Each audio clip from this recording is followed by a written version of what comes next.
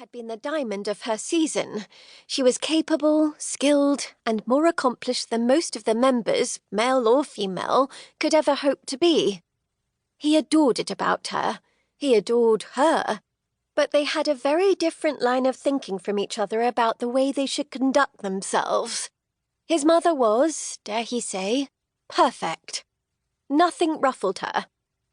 She was an iceberg. It was perhaps the only way to describe her. Oh, she was a wit who could make others laugh, but in the face of emotion, she was implacable.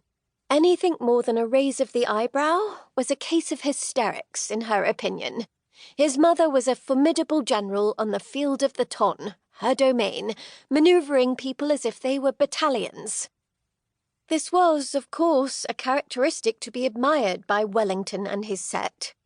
However, it did mean that she sometimes lodged herself into his life with aplomb and determination, forgetting that he was a grown man, and that he was not going to be told when and how to marry. "Mamma, I do not have time this season to look for a wife, and you will not choose mine. Ladies are not hats." She tilted her head to the side. "Are they not?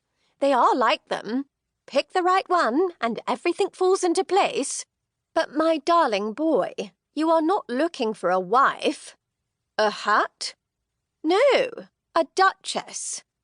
And there it was. His mother did not see a person but a position. It was her great armour, and she was determined that he wear it too. Unlike the Duchess, he did not have a list of specific characteristics he hoped to tick off to achieve or acquire a specific type of person. No, he was hoping for, well, something more. He realised this was a ludicrous thing to think for one of his station. After all, ton marriages were business arrangements, and he was a duke. His marriage would be the ultimate negotiation between two powerful families to ensure the continuation of great lines that had stretched for hundreds of years, and would no doubt be stretched for hundreds more.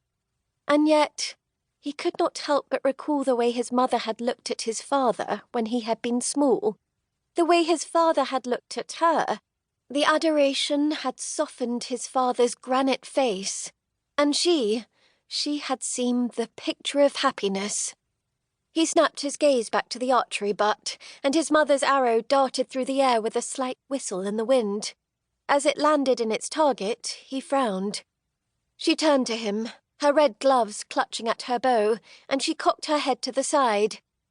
"You have been prevaricating for too long for someone who is so sure and so capable. It is time that I take you in hand." "I am not a small boy in leading strings, Mamma. You cannot take me in hand," he pointed out, determined to recall that she had done her best by him whilst in deep mourning for years she now pretended had not occurred. "Oh, indeed I can," she countered, "for I have something that you want." He laughed.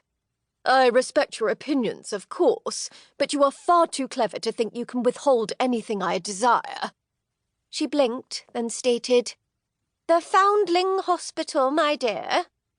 At first, he was so stunned he could barely comprehend what she was saying, but then her words sank in.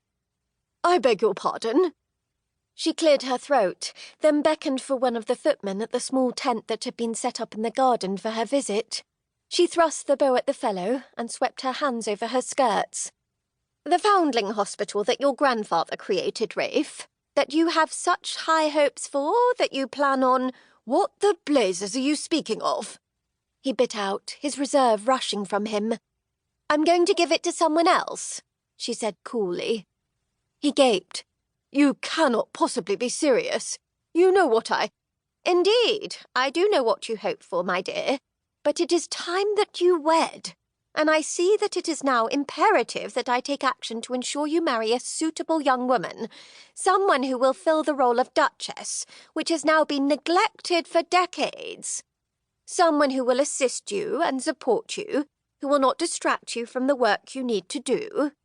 "Mamma," he warned softly, stunned by her audacity, "you are on dangerous ground."